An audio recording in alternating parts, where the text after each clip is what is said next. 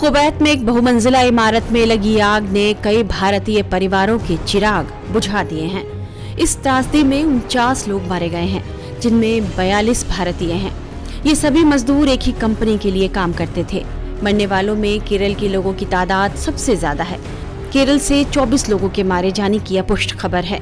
आधिकारिक तौर पर अभी भी स्पष्ट आंकड़े नहीं दिए गए हैं, लेकिन आग की त्रासदी के बाद केरल में हाहाकार मच गया है। लोग शोक और सदमे में हैं।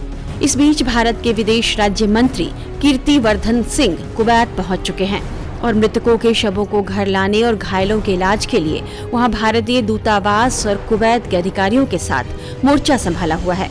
विदेश राज्य मंत्री कीर्तिवर्धन सिंह ने कुवैत के अस्पताल में घायल भारतीयों से मुलाकात की। वहीं घायल हुए लोगों के उपचार में सहयोग करने और शवों को घर लाने में मदद करने के लिए केरल की स्वास्थ्य मंत्री वीना जॉर्ज भी कुवैत के लिए रवाना हो चुकी हैं।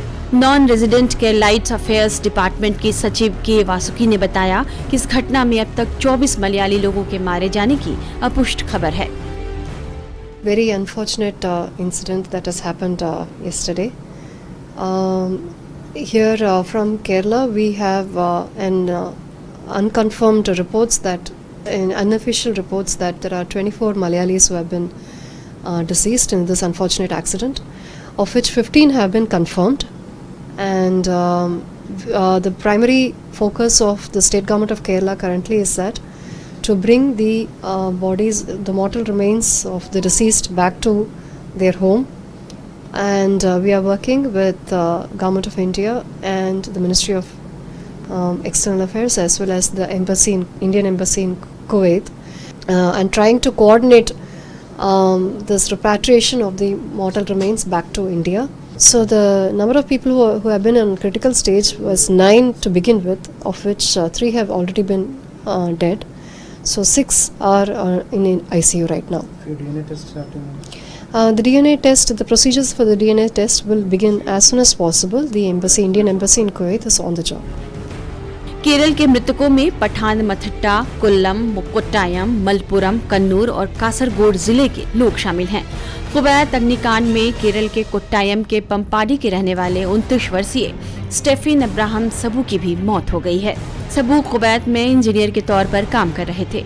उनकी मृत्यु की खबर के बाद उनके घर में शोक और मातम का माहौल है।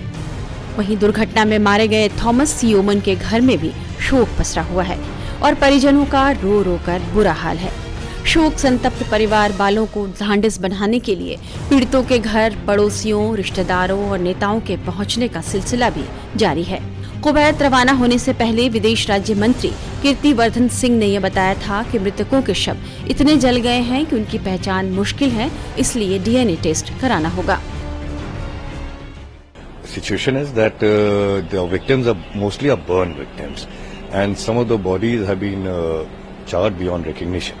So DNA test is underway to identify the victims, and Air Force plane is on the ready.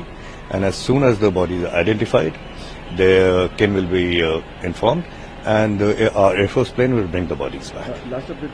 The casualty figures are around 48-49, out of which 42 or 43 are believed to be our countrymen Indians. Kuwait की media reports में कहा जा रहा है कि 6 मंजिला इमारत के ग्राउंड फ्लोर के किचन में आग लग गई थी, जिसने तेजी से पूरी इमारत को अपनी चपेट में ले लिया। घटना स्थानीय समयानुसार 12 जून की सुबह 4:30 बजे हुई। उस वक्त सभी गहरी नींद में सो रहे थे।